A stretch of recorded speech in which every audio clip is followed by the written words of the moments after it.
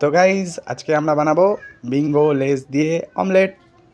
আমি এটা ইউটিউবে দেখেছিলাম প্রথমে, তাই আমিও ভাবলাম যে একটা ভিডিও বানাই।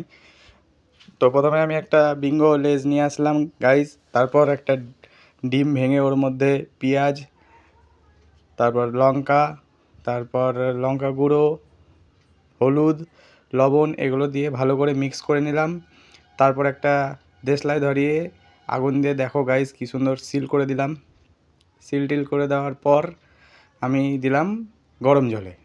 তো গরম জলে দেওয়ার পর একদম টকবক করে ফুটছিল, দিয়ে নামালাম।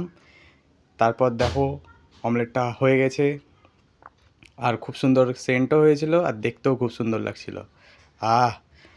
আর খেতেও খুব সুস্বাদু ছিল। তো এরকম ভিডিও দেখার জন্য চ্যানেলটাকে সাবস্ক্রাইব করো গাইস।